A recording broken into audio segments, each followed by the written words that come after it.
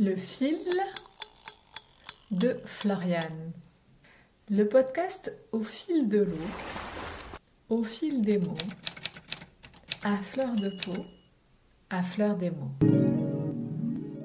Bienvenue à toi dans ce nouvel épisode du podcast Le fil de Floriane. Je suis ravie de te retrouver aujourd'hui pour te parler de nature. En effet, c'est mon petit garçon qui m'a inspiré le sujet du podcast d'aujourd'hui parce que je voulais te parler du rapport entre la nature et la sensibilité. Je suis Floriane Despy, thérapeute holistique et numérologue, mais surtout une âme sensible. Et mon désir, c'est d'accompagner les sensibles à mieux comprendre leur sensibilité et leur transmettre surtout tous les outils, tous mes outils que j'ai appris et que j'utilise au quotidien pour bien vivre et mieux vivre avec ma sensibilité. L'idée, c'est surtout la comprendre, l'assumer pleinement et arriver à ne pas se laisser déstabiliser par l'environnement et les autres. J'ai longtemps cherché à camoufler cette hypersensibilité et à mettre une carapace. C'était un moyen que j'avais trouvé pour me protéger. Bien sûr, toute la sensibilité nous revient au nez, j'ai envie de dire, en pleine figure, dès qu'on cherche à la fuir et à la mettre sous un tapis. Et mon enfant est un beau miroir, qui est un bel enseignant depuis qu'il est né, et surtout, comme dit mon père, les chiens ne font pas des chats, et donc j'ai perçu et j'ai compris ma sensibilité, et je la comprends au quotidien grâce à mon enfant qui me la renvoie depuis qu'il est petit, puisque lui aussi a cette sensibilité, ou une part, parce qu'après on peut rentrer dans différentes formes de sensibilité, c'est pour ça que je ne parle pas de l'hypersensibilité, mais du moins de sensibilité. Et donc là, aujourd'hui, j'avais envie de te parler de ça parce que l'autre jour, on partait donc pour aller à l'école en trottinette. Et là, je sais pas, c'est toujours dans des moments comme ça, un petit peu où on s'y attend pas forcément. Hein, les enfants nous surprennent toujours. Et là, mon fils me dit, maman, en fait, l'autre jour, on est allé au parc avec la maîtresse. Je dis oui. Et alors, et il me dit, mais en fait, j'étais triste. Alors, j'ai regardé, je lui dis, mais pourquoi tu étais triste, mon chéri? En fait, maman, quand je suis arrivée, il y avait un arbre, il était coupé. Et je lui ai dit oui. Et il me dit, mais tu comprends, les arbres, c'est grâce à eux qu'on peut respirer. Parce que eux, ils nous donnent de l'oxygène et puis nous, on rejette du dioxyde de carbone et c'est eux, ils peuvent vivre avec ça. Et là, waouh, j'ai pris une vague de sa sensibilité et surtout de sa sensibilité à la nature. D'où mon envie aujourd'hui de te parler de ça, de parler de ce rapport entre la nature et la sensibilité. En effet, je t'ai mis la citation de Pierre Rabhi que j'adore, qui a dit « Il n'y a pas l'homme et la nature, mais l'homme est nature ». Et lorsqu'il a compris ça, lorsqu'il vit avec la nature, avec le cycle, lorsqu'il comprend qu'elle vient lui raconter des choses, que les saisons ne sont pas là par hasard, alors il se reconnecte à elle et il se reconnecte à lui-même, à ce qu'il est réellement en fait. En effet, le sensible a une forte connexion avec la nature. Il peut s'émouvoir, il peut avoir des émotions en regardant un coucher de soleil. Il peut s'émerveiller et s'arrêter un instant pour regarder un oiseau se poser à côté. Il peut regarder et arrêter tout pour un papillon, pour des papillons. Ça, c'est du vécu, c'est-à-dire je suis en terrasse, je discute avec quelqu'un et tout d'un coup, je m'arrête parce que l'oiseau se pose à côté de moi et j'ai besoin de l'observer, de le regarder. Je vois qu'il vient me parler, en fait. C'est comme une connexion. Ça m'émeut, ça m'émerveille, en fait. Ça n'a pas de mots. Ça me ramène à ce que je suis. Le sensible a vraiment ce côté où la nature lui fait du bien. Elle le ressource.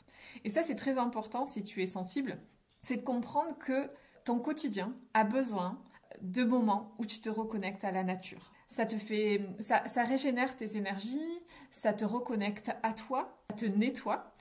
Donc souvent, quand on le sent, on a envie, par moments, on peut avoir des envies d'aller près de l'océan, parce que l'océan et la mer, avec les vagues, le vent, ça purifie. On peut avoir une envie de forêt, on peut passer et vouloir s'arrêter dans un lieu c'est l'appel de cet endroit. Donc vraiment, je te conseille, où que tu sois, quel que soit ton mode de vie en fait, parce que ben oui, c'est pas parce qu'on est sensible que on habite forcément à la nature, parce que il y a des activités qui se font plus en ville, mais dans la ville, il y a aussi des petites pépites, des petits lieux, des endroits qui sont exceptionnels. Moi, j'ai trouvé des arbres centenaires sur lesquels je vais souvent me recueillir. En tout cas, je t'invite vraiment à écouter cette partie de toi qui a envie de prendre le temps d'écouter cette nature. Et si tu peux, le matin ou le soir, accorde-toi ce moment qui te ramène à un ancrage dans ton corps et surtout dans l'instant présent. Tu verras que de t'accorder ces petits moments dans la nature vont t'aider à maintenir une certaine vibration, une énergie plus haute pour toi, pour dans la journée être moins impacté. Ça fait partie quand même des petites choses, des petites routines qui sont importantes pour les personnes sensibles. Et pour finir sur cet épisode sur la nature et la sensibilité, j'avais envie de te partager un souvenir d'un voyage lorsque je suis allée à Bali, il y a pas mal d'années maintenant, je dirais plus de 10-15 ans, en fait, ouais, ça passe vite. J'ai été vraiment marquée là-bas et je pense que c'était aussi les prémices pour que j'apprenne à m'observer, à comprendre, en tout cas dans cette observation des autres. Je suis arrivée sur l'île de Bali et en arrivant, j'ai eu vraiment cette sensation de sérénité, de paix, de bien-être en fait. C'était indescriptible, c'était vraiment une sensation que je me sentais calme à l'intérieur de moi. Et je voyais cette nature qui était très présente partout. Je ne sais pas si tu as déjà été à Bali, mais c'est vraiment la vibration de cette île, c'est une sensation que la nature est partout et surtout les Balinais ont une forte connexion avec la nature. Alors après, dans la compréhension que j'ai eue, c'est que c'est des personnes qui sont animistes là-bas et ils vénèrent en effet les fleurs, la végétation, la nature. Donc il y a un petit peu partout des temples où ils remercient et ils demandent de l'accord pour passer dans certains endroits, dans certains chemins. Et donc on vénère et on dépose en fait des offrandes. Souvent les offrandes c'est des fleurs, donc c'est ces odeurs de fleurs en permanence en fait qui sont dans les rues, dans les endroits où on passe. Donc on est enivré par ces odeurs de fleurs un peu partout. En général ils en portent aussi sur eux. Et devant les maisons il y a des offrandes chaque jour avec des fleurs pour remercier, pour bénir la nature de ce qu'elle leur offre. Ils font aussi beaucoup de paniers énormes de fruits qu'ils portent sur la tête, de fleurs. Et donc vraiment, je te partage parce que c'est un des voyages qui m'a le plus marqué dans cette connexion avec la nature et dans ce que j'ai ressenti. J'ai vraiment ressenti cette osmose avec l'extérieur et l'intérieur de ce que je suis. Et ça m'a... rien que de t'en parler, je revis cette sensation-là. Et donc, je voulais te partager cette culture qu'ils ont là-bas, qui peut-être peut être inspirante pour nous. En tout cas, moi, j'y ai trouvé beaucoup de plaisir à vivre cette parenthèse là-bas. Et vraiment, pendant tout le séjour, c'était cette quiétude avec une ambiance de sérénité, tout en ayant du mouvement, mais c'était assez indescriptible. Si toi aussi tu as eu des voyages ou des moments où tu as vraiment ressenti cette pleine connexion à la nature, n'hésite pas à me partager. Un jour, un de mes enseignants m'a dit « Le monde ne manque pas de merveilles, mais plutôt d'émerveillement ». Ce jour-là, ça m'a marqué et j'ai vraiment gardé en mémoire cette citation. Et j'ai envie de te dire que, alors oui, si tu es sensible, tu aimes la nature, tu as envie de t'émerveiller. Tu peux t'arrêter, parler quand tu vois un oiseau. Tu peux aussi t'arrêter quand tu vois des papillons. Tu peux t'arrêter quand tu as envie de regarder le coucher de soleil. Ces moments-là te reconnectent à toi, à ton essence, à ta sensibilité. Alors, respecte-les, accueille-les. Respecte cette nature qui est en toi. Plus tu écouteras la nature et plus ta sensibilité pourra s'exprimer en toi et autour de toi. Et figure-toi que la nature est source d'inspiration et d'émotion pour toi qui t'amène à développer ta créativité. Et voilà tout le trésor et tes pépites que tu as à l'intérieur de toi en étant sensible. Je suis Floriane Despy, thérapeute holistique et numérologue. Je t'accompagne dans cette quête de la connaissance de soi. J'accompagne les personnes à mieux se connaître sur ce long chemin personnel qui qui est la connaissance de soi. Mon désir, c'est vraiment de semer des graines chez chaque personne que je croise pour leur permettre de se sentir alignés à leur chemin de vie. Donc, je t'invite, si tu me suis sur les réseaux, à aller voir tout le programme des journées que je te propose pour cette saison 2023-2024. Je propose des journées d'initiation à la numérologie, cet outil de connaissance de soi qui date de l'Égypte ancienne. Donc, j'ai créé trois modules, c'est cycle 1, cycle 2 et cycle 3.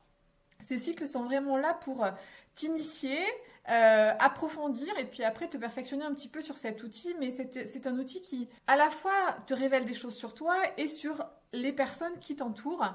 Et ça permet de comprendre nos relations interpersonnelles.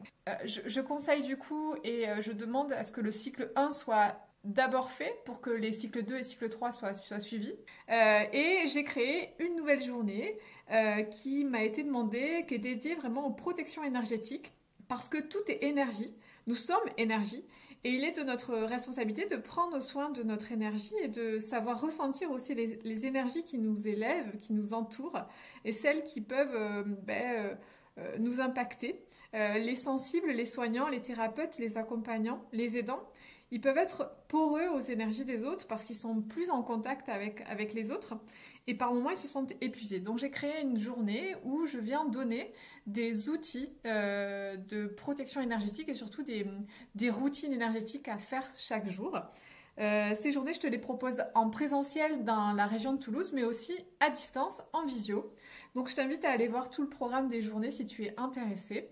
Ce sera avec plaisir que je t'accompagnerai dans ce chemin de mieux te connaître, chaque jour un peu plus, davantage, et gagner en sérénité et en confiance dans ton quotidien pour appréhender ce qui vient à toi de manière sereine. Voilà. Je te dis à la semaine prochaine pour un nouvel épisode du podcast Le fil de Floriane.